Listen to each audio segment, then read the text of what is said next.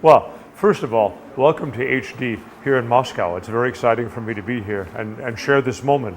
I think the HD revolution in the opera world is one of the most important revolutions of the 20th century and 21st century.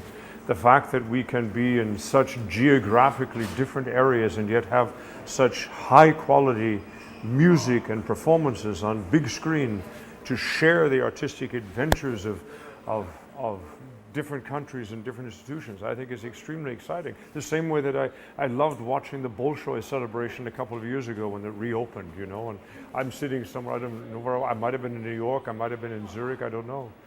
But HD rocks. Thank you.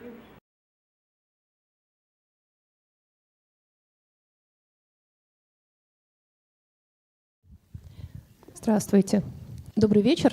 Добро пожаловать. Тут со мной человек, который в представлениях не нуждается, а раз вы сюда пришли, наверное, вы и так знаете, кто это. Не нужно говорить, да, что это величайший баритон современности, вообще один из величайших певцов наших дней. Мы будем, наверное, немножко поговорим, и если у вас будут вопросы, поднимайте руку. И So, for starters, how do you like Russia? Стандартный вопрос для начала. Как вам Россия?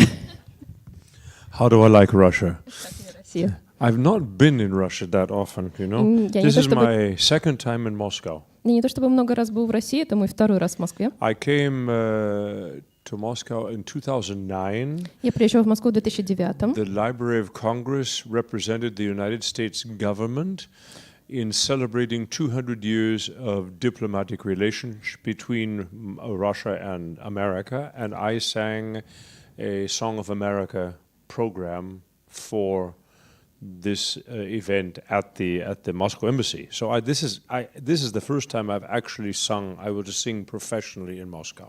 В 2009 году, когда Американская библиотека Конгресса праздновала 200-летие дипломатических связей между Россией и США, я приезжал сюда и пел программу Song of America, американская песня, в американском посольстве. Так что в этот раз я второй раз буду профессионально петь в Москве, первый раз для публики. For the first time for the open public, for the general public. This is the first performance for the general public in Moscow. I have sung in St. Petersburg 2 or 3 times, but again, not so often in Russia. We love coming, you know. I feel the reason I'm so incompetent to answer the question is that I don't feel like I've actually. What I know of Russia, I know because of my colleagues, and I know because of the literature, and we are passionate about your country and your cultural heritage. And I love my Russian colleagues. They are some of the most generous, incredibly talented people in the business. But Andrea and I, every time my wife, if I may introduce my wife, yes. Давайте я представлю свою жену. Even today, arriving, we said this is so stupid. We're here for a week, but I'm in rehearsals, and then we don't get to see anything. And this would be nice. Почему я чувствую себя некомпетентным для того, чтобы отвечать на этот вопрос? Потому что вообще я приезжаю в Россию не очень часто, но большая часть того, что я знаю про Россию, я знаю от своих коллег и из литературы. Мои коллеги в России все очень замечательные люди, очень щедрые и очень благородные. Но сам я России практически не видел. Даже сейчас я приехал на неделю, но у нас постоянные репетиции, так что, к сожалению, ничего не увижу. Okay, but you said literature. Do you have a favorite Russian language writer or poet? Oh, that would be arrogant of me.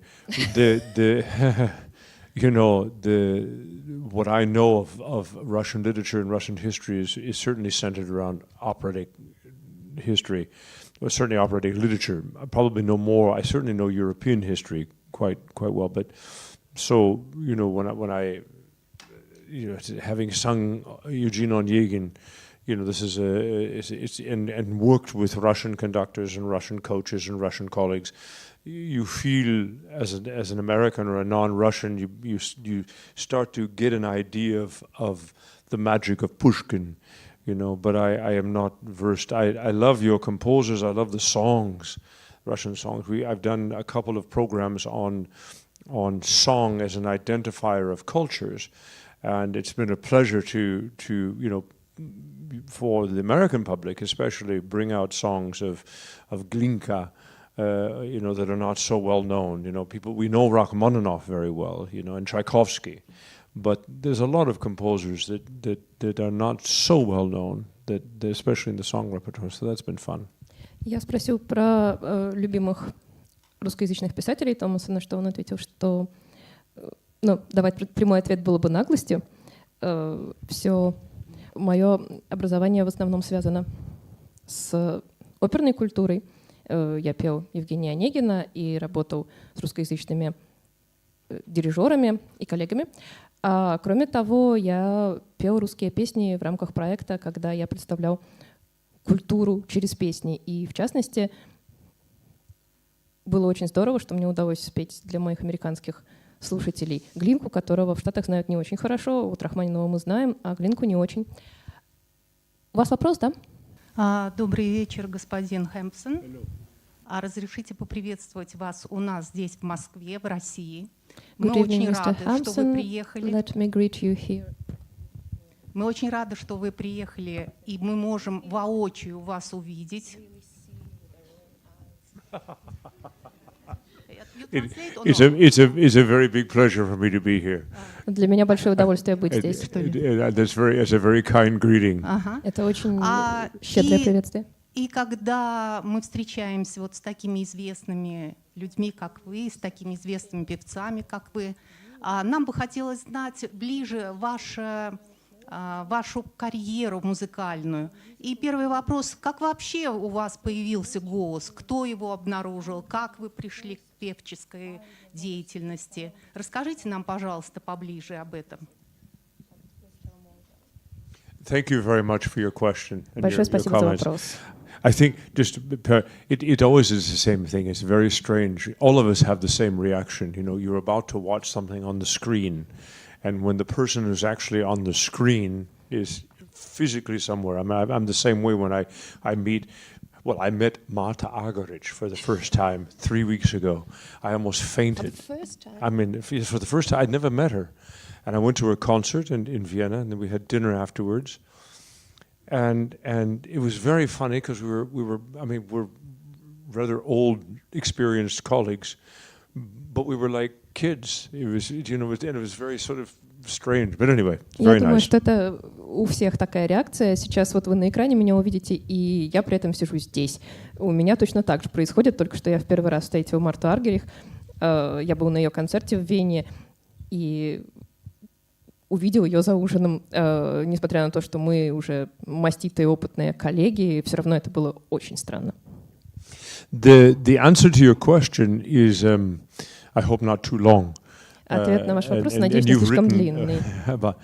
I was raised in a very musical family. Я вырос в очень музыкальной семье. I always sang. Всегда пел. I was always rather tall. Всегда был довольно высоким. As a young boy, I was rather wide as well. Когда я был мальчиком, я еще был довольно полным.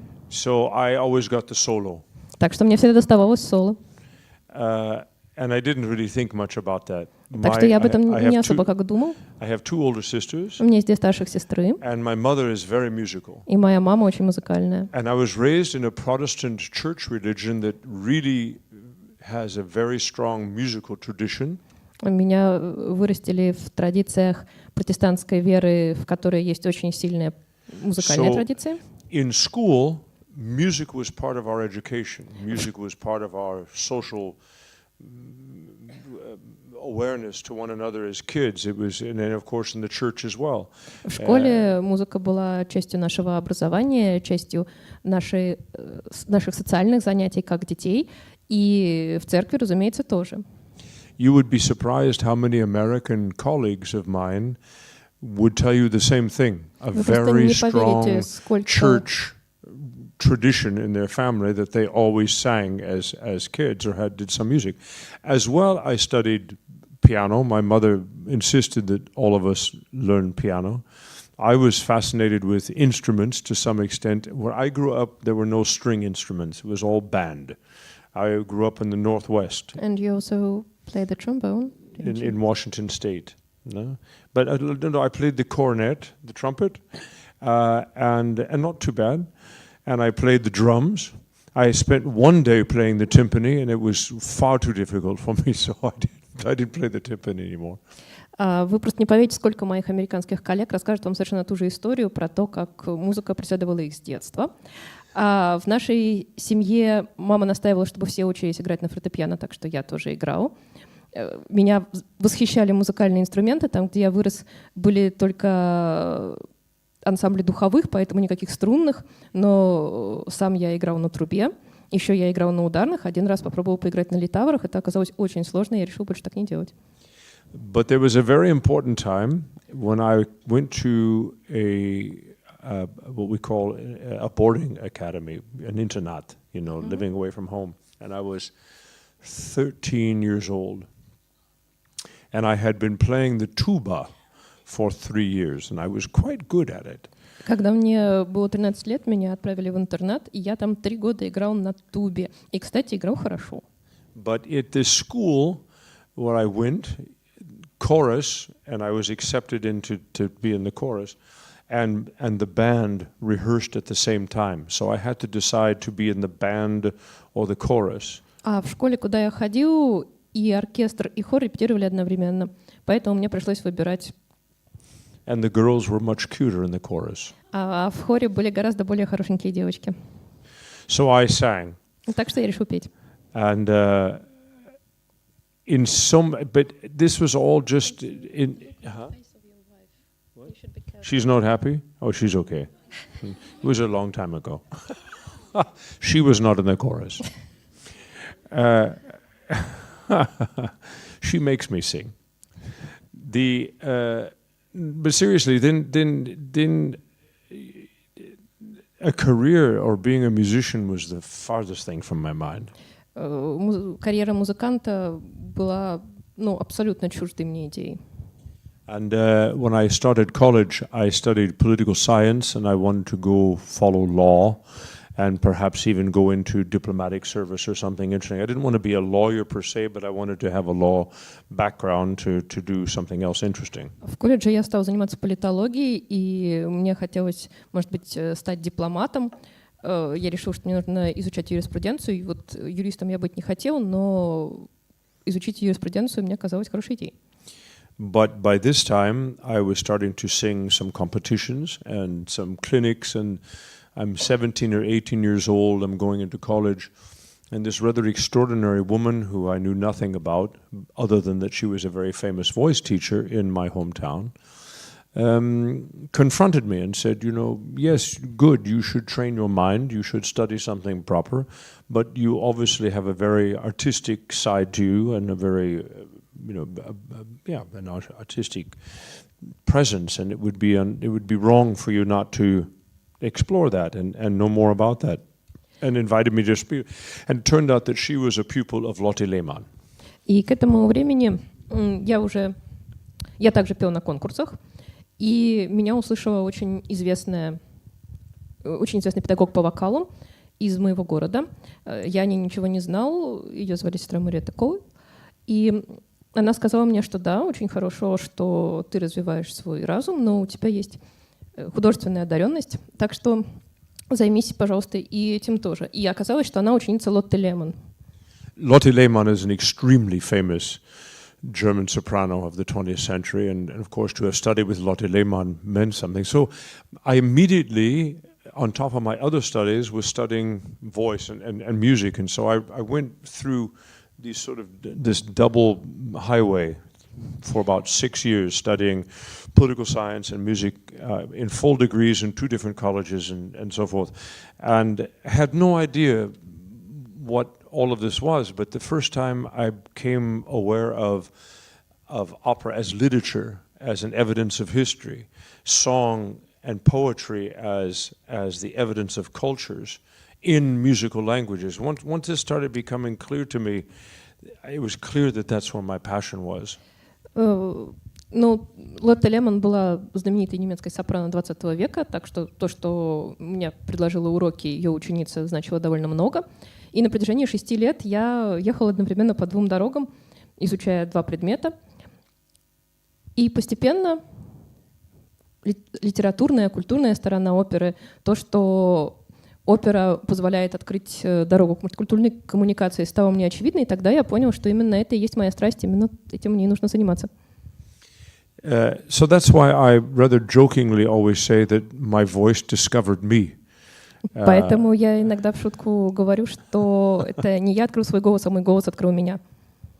And all the rest of it is just stuff you can read on Wikipedia. Все остальное вы можете в Википедии прочитать. If you'd like. Окей. У нас есть еще вопросы прямо сейчас. Вы сейчас сказали, что не сразу определились, кем хотите быть. Но когда вы уже определились и решили стать оперным певцом, у вас наверняка были какие-то ожидания от своей будущей карьеры. Сегодня, как вы могли бы сказать, в чем ваши ожидания воплотились полностью, или, может быть, даже превзошлись ваши ожидания на оперной сцене, в концертной деятельности, или, может быть, вне сцены, в семье, например?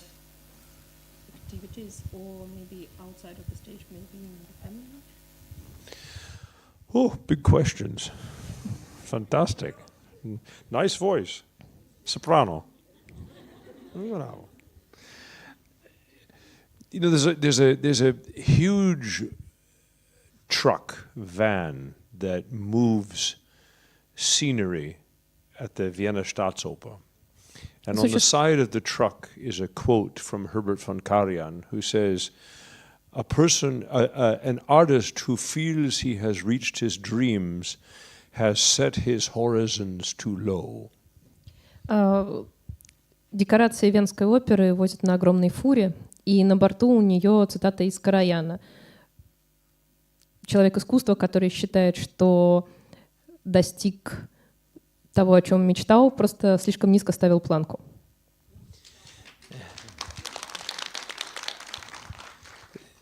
On the other side of that, for me personally, my career, my life, you know, once it became clear to me what this business was about, and I came to Germany quite quickly, and as a young man, 25 or something, when I got my first contract, and I came with the expectation to find out for myself if I was talented, and that I had a right to do this. Когда, с другой стороны, я очень рано приехала в Германию, мне было лет 25, и я поставила перед собой такой вопрос: выяснить, талантлив ли я и имею ли я право этим заниматься. And in that time, the expectations I had of myself were very strict and very strong and very detailed. I mean, I wasn't going to just somehow make a living singing. Either I was going to be a professional of the top rank and be allowed to explore what by then I was starting to realize were artistic ideas and inclinations and sensitivities in myself. Either that was the life I was going to be, or I would do something else and simply nurture my artistic desires on another level. И в это время у меня были очень подробные ожидания от самого себя. Я не хотел просто быть одним из певцов. Вопрос ставился так, что либо я буду лучшим, либо я найду себе какое-нибудь другое занятие и просто буду развлекать себя своими артистическими позывами. I have always been very attracted to teachers and mentors that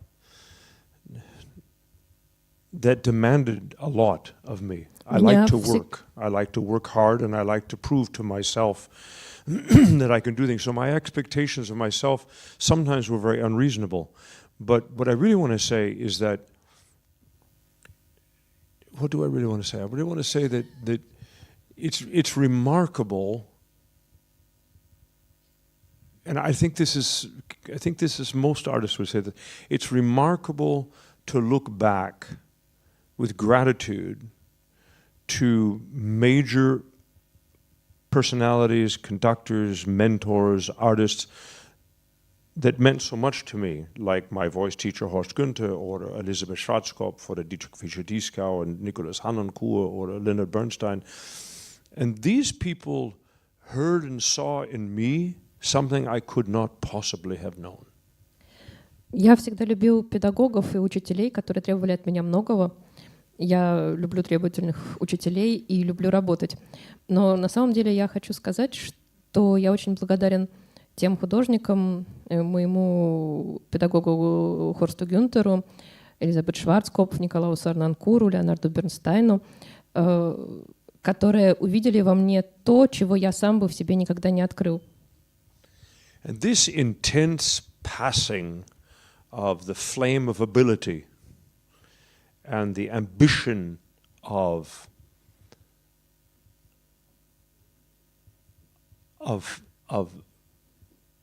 challenging yourself to everything you possibly can be for that moment of music.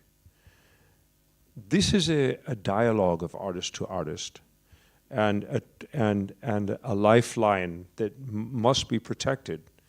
And now that have reached so many unexpected summits and so many wonderful challenges, I feel a huge responsibility, especially since I'm still working, to expect of myself everything I possibly can be of myself, the best of myself, so that people coming up, my young colleagues, also have something to measure against and challenge. I love meeting young singers who I think to myself, they will even go farther than I did. And this is so necessary. But Такая передача пламени страсти, это линия жизни, это очень важно. Это на самом деле взаимодействие одного артиста с другим. И когда я вижу молодых артистов, я всегда думаю, вот они-то пойдут дальше меня. Тем более я чувствую себя ответственным за это сейчас, когда я уже достиг многих неожиданных для меня вершин и все еще продолжаю работать. None of this, me sitting here, you watching me on the screen in various productions, none of this would have been possible if I were not a sane human being. И ничто из того, что сейчас происходит, то, что вы смотрите на меня на экране, то, что я здесь сижу, то, что вы меня слушаете, ничего бы этого не произошло, если бы я не был нормальным человеком. You can only take really long, daring, exploring excursions into the human psyche through music and literature if you know where home is. Вы можете отправляться на далекие, отважные, опасные путешествия, исследуя человеческую душу, только в том случае, если вы точно знаете, где ваш дом. Otherwise, you just become another part of random emotionalism, and I think you lose the focus as a human being. And what I want to say with that is that the core of who I am is very private, and it is extraordinarily wrapped up in my family. And I have a complicated family picture, like most of us do today. The business that we're in as even classical artists is not very family friendly. You must decide that family is that important and make that work. So no, I did not share a lot of sport events with my children, but they were the first ones to have telephones, and they were the first ones to go on pretty exotic vacations. So you trade it off, but without that core, that stability, and certainly at the heart of that is my personal relationship, my wife. Now that we're older and the kids are older and the grandchildren, and this part of my career is an incredibly fun adventure because we're together all the time and we do exotic things like come to Moscow and talk to people in cinemas. И если это ядро потерять, то ты просто тебя просто поглощают эмоции. По-моему, это плохая идея. Я хочу сказать, что ядро моей личности очень закрытое, и его окутывает моя семья. Может быть, у меня сложная семейная история, так же, как и у всех нас. И, может быть, я посетил недостаточно много спортивных соревнований у моих детей, зато у первых были мобильники, они первые ездили на интересные экзотические каникулы. И да, это обмен, но сейчас, когда я старше, и они тоже старше, мы постоянно работаем вместе, моя жена меня поддерживает. I cannot possibly live long enough to sing everything that I want to sing, or conduct everything that I think is beautiful, or participate in musical events that I think that are important. So my horizon is somewhere on the other side of what we should jokingly call death. We don't die, we evolve. Ну, и на последний вопрос хочу ответить, что я не смогу прожить так долго, чтобы спеть все, что я хочу спеть, продирижировать всем, что кажется мне прекрасным, и испытать все, что мне бы хотелось испытать. Поэтому мой горизонт находится по ту сторону тому, что мы называем смертью. Но мы не умираем, мы эволюционируем. This is awfully serious. Это ужасно серьезно. And nobody laughs, mind you. And nobody laughs. Almost nobody laughed. Да, хотел спросить замечательного нашего гостя, которого мы очень любим, что я с удовольствием повторяю в микрофон, отношение с кем из дирижеров и режиссеров, с которым вы имели дело, ближе всего к идеалу, с вашей точки зрения и по вашему ощущению? Спасибо.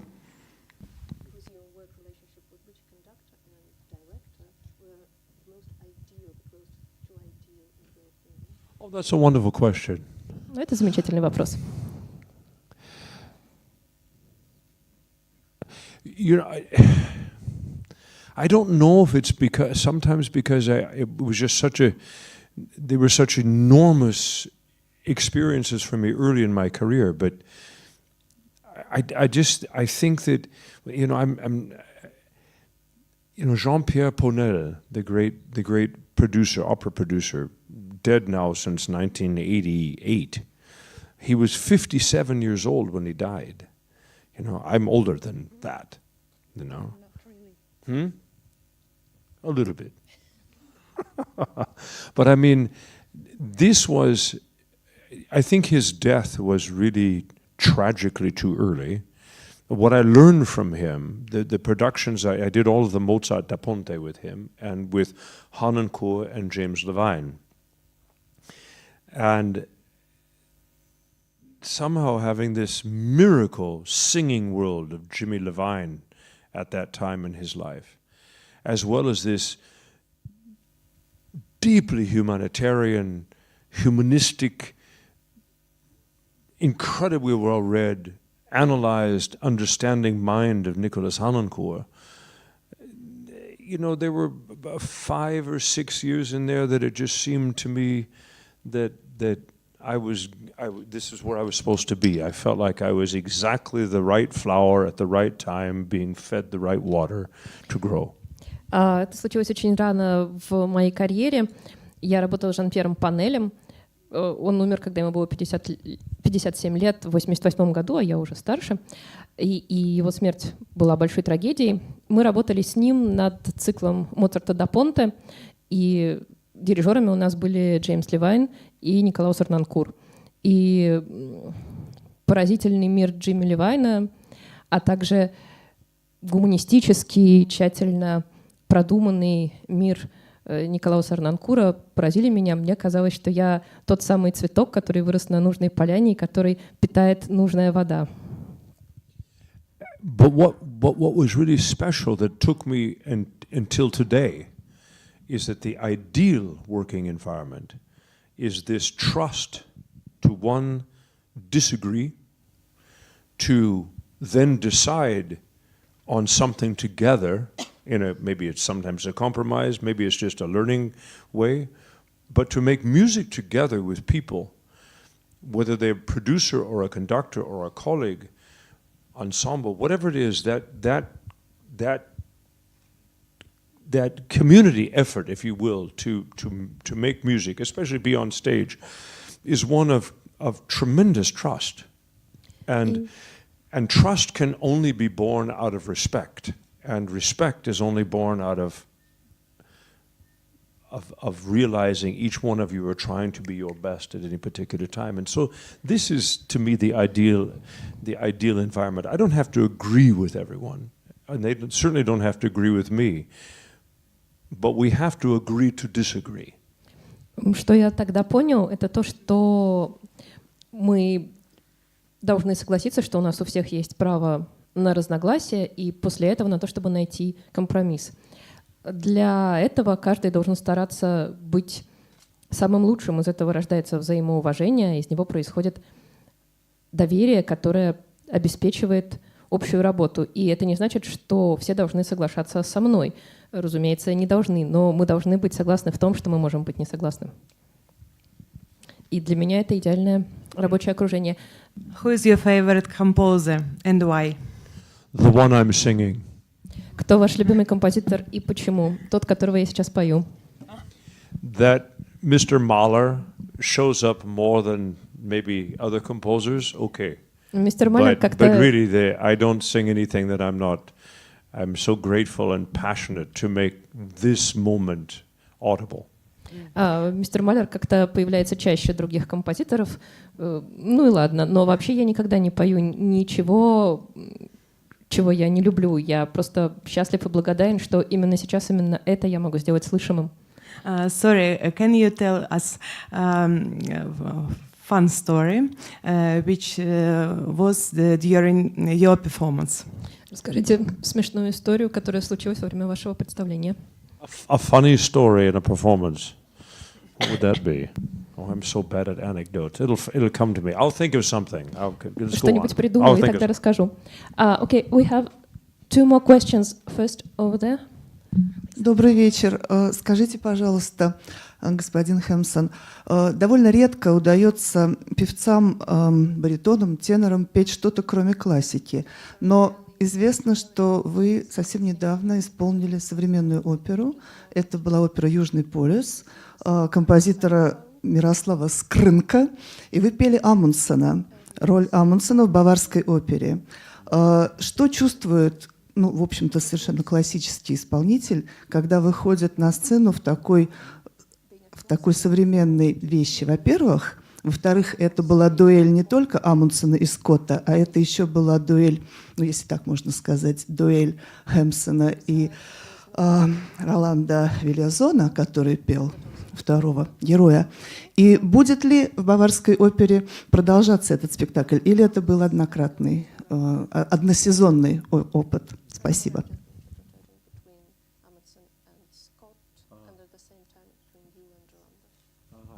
Oh, wonderful. Thank you for asking. It was a very, very exciting project. Был очень захватывающий проект. A Southpaw by Miroslav Sirnka, a Czech composer, relatively young man. He looks like he's 16, but he's actually almost 40.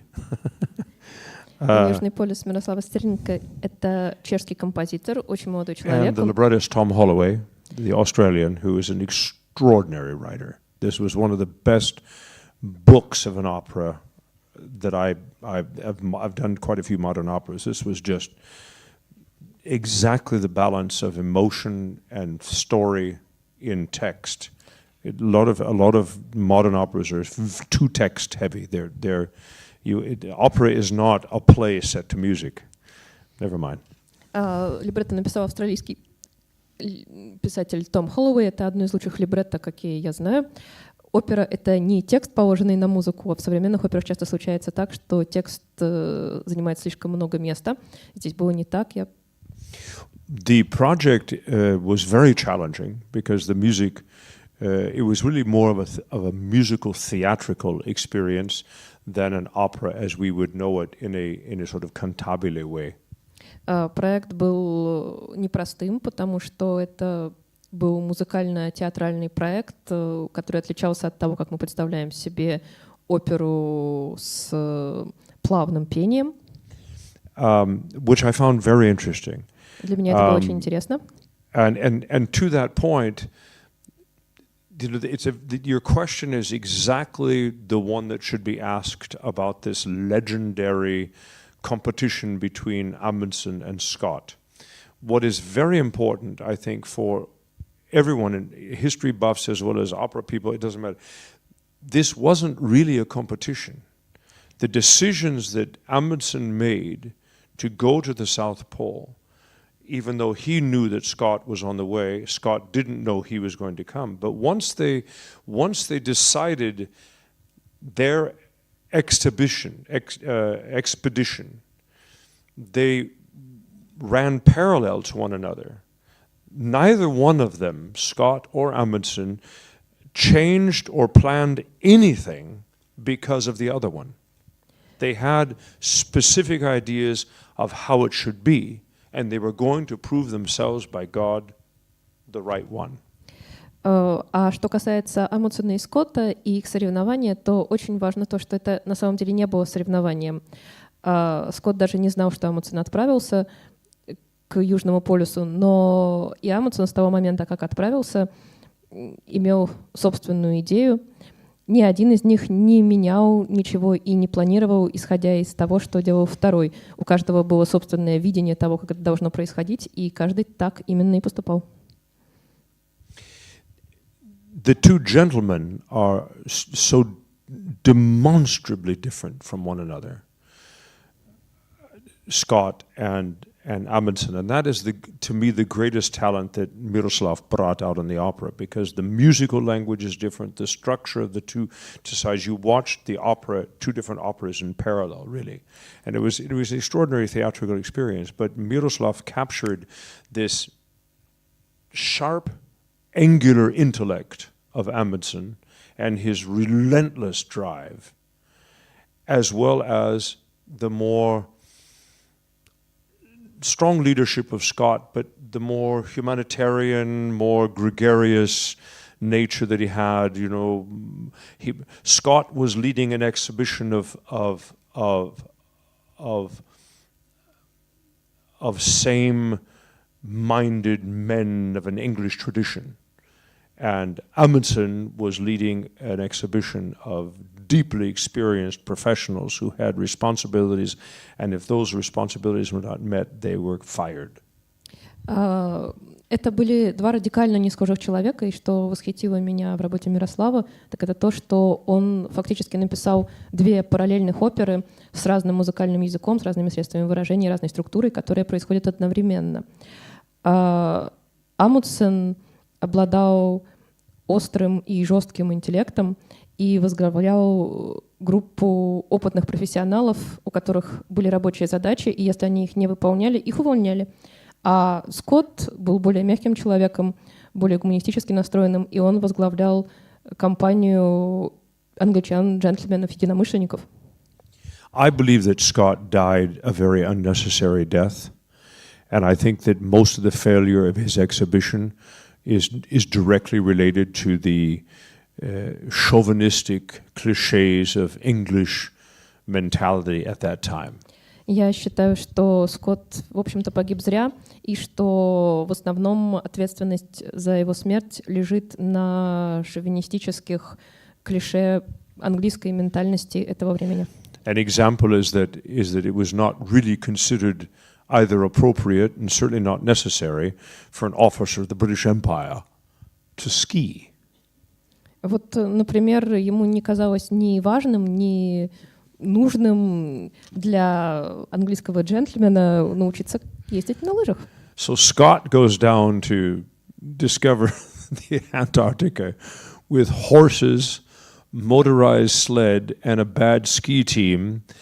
And the route that he took was insisted by the government because it's the one that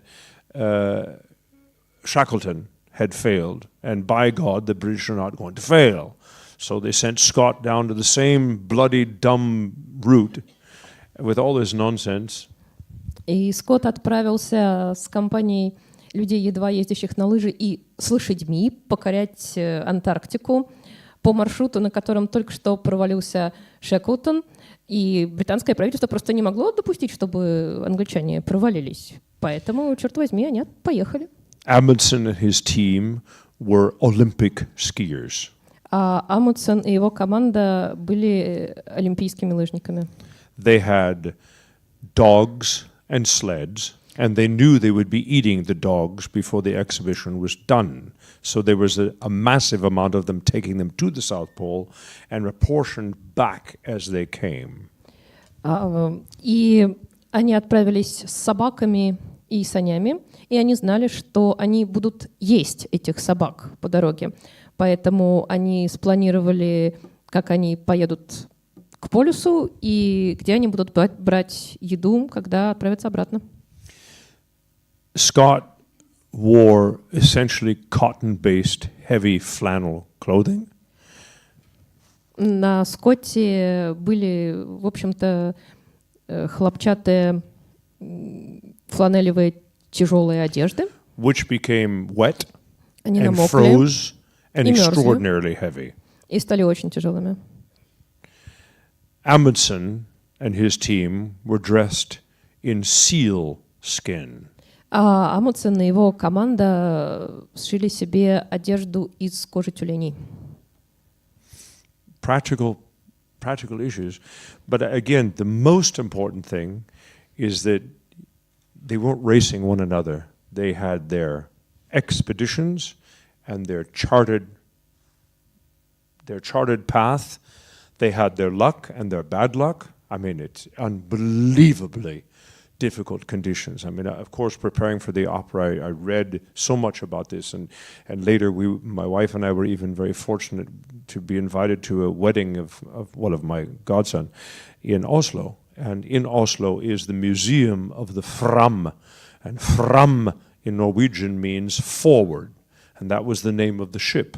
And this little ship is now this museum in the Fram Museum in Oslo, which is fantastically interesting.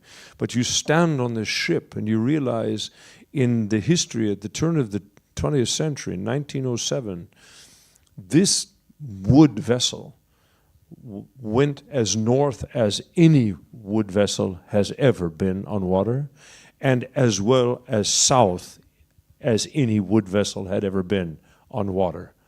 It's an extraordinary experience, an extraordinary story. Thank you for asking.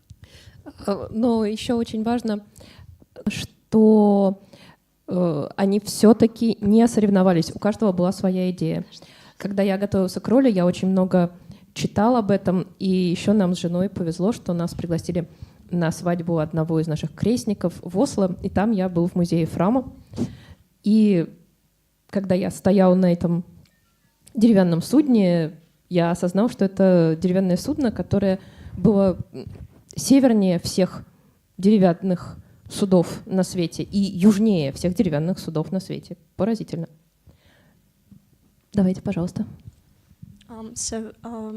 Hamspon, I'm sure, quoting you, we don't die, we evolve, right? I'm sure you're familiar with the works of Norman Lebrecht and other scholars who claimed that nowadays classical music is essentially dead. And there were several reasons why it died, and people who, helped in the way. So today it's 2018, and the question that I really wanted to ask is the following. So do you really think that there is the way of evolving for classical music? And if yes, so what do you think is the evolutionary path that music is going to take? I presume you wouldn't agree that classical music is dead. So. Я предполагаю, вы не согласитесь.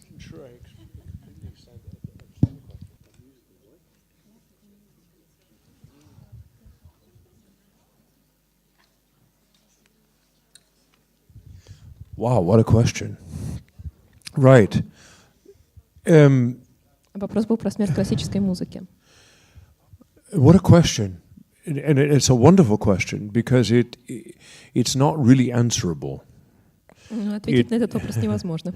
I think we should analyze it. It's very interesting. You know, we use terms like classical music, but I seriously doubt Schubert ever said classical music. Ну, мы используем такие термины «классическая музыка», но, честно говоря, как-то не думаю, что Шуберт когда-нибудь говорил «классическая музыка». And part of the problem or somewhat the contradiction, it would seem to me, of classical music today is that some of it is bound up in marketing because we pop and jazz and grunge and this and that and the other thing, and of course then there's classical for, you know, people waiting in the doctor's office. Часть проблемы в том, что это просто маркетинг. Вот у нас в магазине продается поп, джаз, и, конечно, для тех, кто сидит в ожидании врача, там продается классическая музыка. I think the immediate answer to your question is that certainly the form that we recognize as manipulated harmony and melody in the scales that the few scales left that we recognize. This is a rather modern phenomenon. I think we go back to maybe the 15th century and somewhat the 14th century maybe. This is somewhat of a modern phenomenon, but the idea that human beings create musical sounds in a specific relation to one another for the purpose of exploring emotional landscape of yourself, this, I believe, is an eternal instinct of human beings. То, что вы назвали классической музыкой, это сравнительно новая вещь, появилась она в веке это в 15-м, но то, что люди создавали музыкальные звуки в некоторых отношениях друг с другом для того, чтобы раскрыть эмоциональную карту собственных переживаний, вот это было всегда вечным. And even my own personal passion, you know, I've said it sort of provocatively before, you know, if the world came to an end and there were 1,000 people left over, I can promise you within the first week somebody's going to tell a story or sing a song. И еще скажу вам так, если бы весь мир погиб и осталось человек 100, то, обещаю вам, в течение первой недели кто-нибудь рассказал бы историю или спел песню. У меня двойной вопрос будет. Последние два вопроса. What a surprise. Значит, первый вопрос. Есть ли у вас кумиры среди певцов конца 19-го, начала 20 века?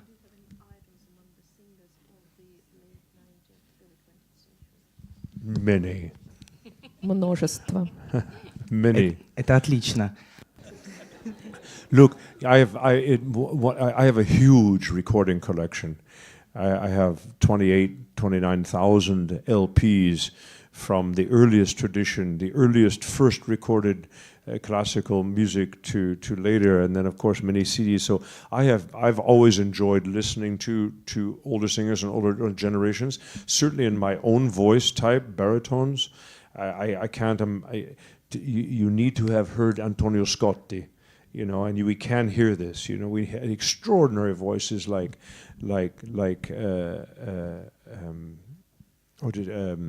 Tito Ruffo, you know, which is yes, but be very careful. Listen and don't listen anymore, you know. Listen to Pavel Lithistian. This is your idol as a baritone. This is everybody's idol, right? And, для тех, кто еще не аплодировал, послушайте Павла Летициана. Это ваш идол баритон. And Giuseppe De Luca, you know, king of legato. Women, I could give all sorts of voice types here, but I think it's very, very important to listen to as much as you possibly can. And now, you'd be surprised how much is on Spotify. You'd be surprised how easy it is to find these things. I had to collect them and find them in libraries and all that sort of thing. But you can actually find quite a few historical recordings, and they're quite remarkable to hear artists of different generations, how they negotiate aesthetically and vocally issues of things you want to do. I think it's a wonderful, wonderful thing for young singers to do. У меня огромная коллекция аудиозаписей, у меня где-то 29 тысяч дисков с самых ранних и до наших дней. И, конечно, я люблю слушать свой тип голоса, это баритон. К сожалению, не все можно услышать, и не все можно послушать, и не все передается. Именно вы все поймали, я надеюсь. Да? It was a double question. Да, раз вторая часть вопроса, давайте. вот вы назвали такие имена, да. Вопрос в том, что вот Луиза Тетрацини, например, сказала, что для нее было счастье, когда появилась грамзапись, да, потому что это будущее для будущего поколения, они могут учиться по этим записям, и для нее самой было приятно услышать свой голос, как и для Аделины Патти. Но вот проблема сейчас, на данный момент, в том, что большинство оперных певцов, как и типичных людей, забывают о той эпохе, о том периоде, и сейчас кругозор оперного зрителя сузился до Марии Каллас, то есть довоенное время ушло в какую-то глубь. И проблема даже не в том, что зрителю это неинтересно, а проблема в том, что сами оперные певцы, которые забывают это и уходят от какого-то такого золотого века, да, это действительно был золотой век, не обращают на это внимания и не считают нужным уделять этому внимание. Считаете ли вы это важным?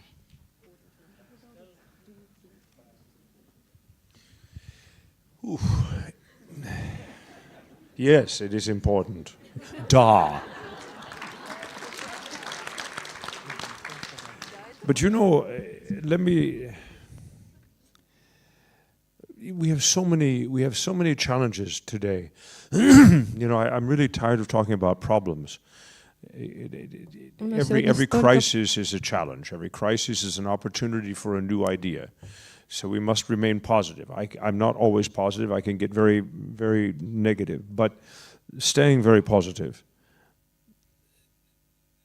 We live in a society that does not, in its everyday velocity right now, embrace the exactness of the music that you and I love. Я уже устал говорить о проблемах. Каждая проблема — это задача, которую можно решить, это поле для новых идей. Но, тем не менее, мы живем в то время, когда многие люди не замечают точность той музыки, которую любим вы и я.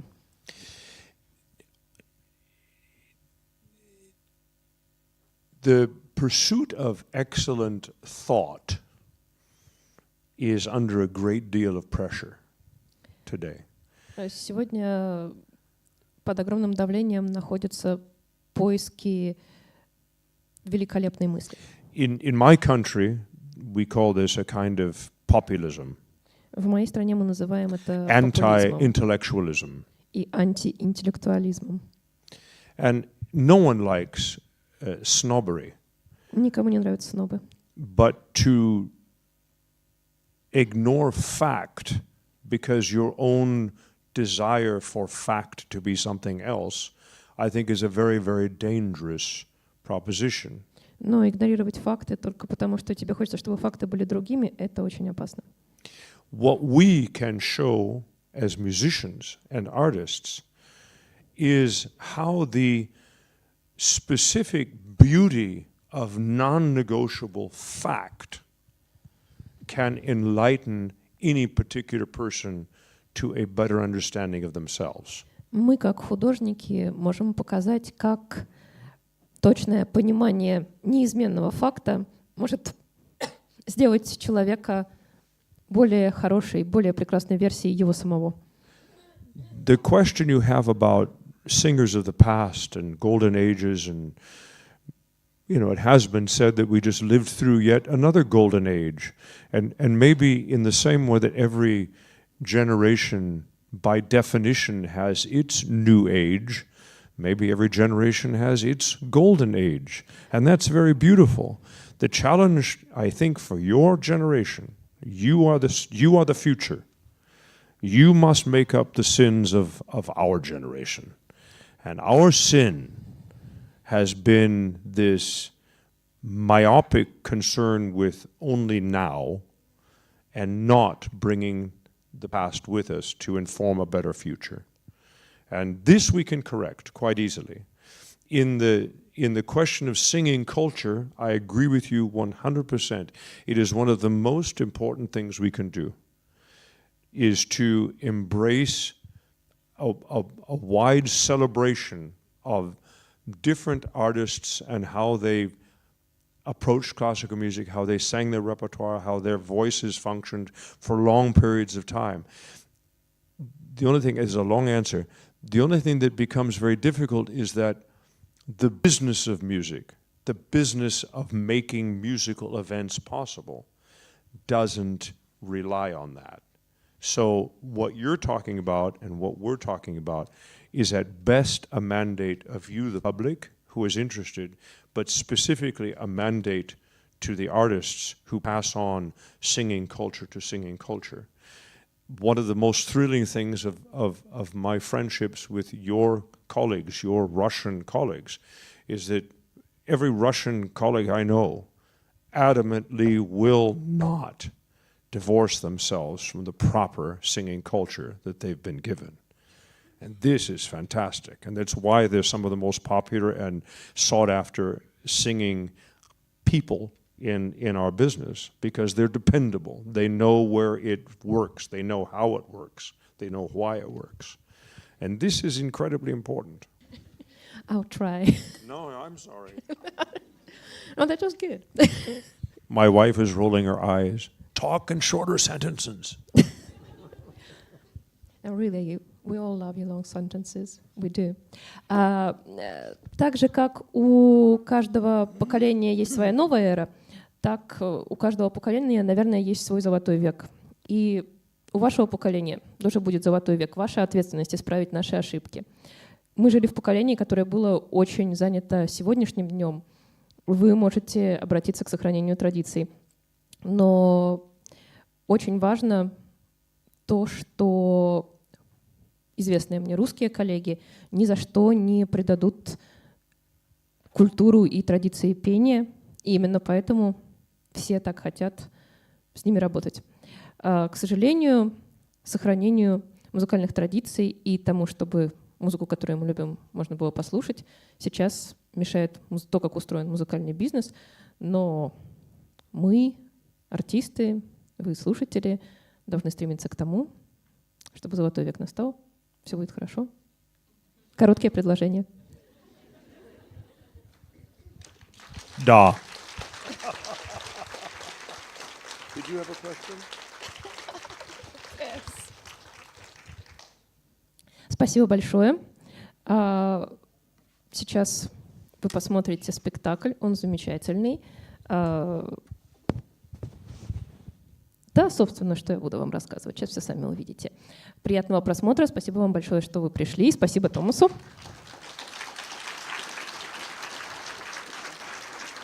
Спасибо. Thank you very, very much. And for the wonderful questions and for letting me just talk off the top of my mind with you. Спасибо большое за It's a great замечательные pleasure to be here. вопросы. Thank you very much. И за то, I что... see you on Thursday. Thursday? Thursday. Yes, Thursday. Do you want to talk about the program? Yes. The Doherty, the Abraham Lincoln American things. It's a fantastic program. And Bernstein, the second half. You will enjoy it. It's quite fun.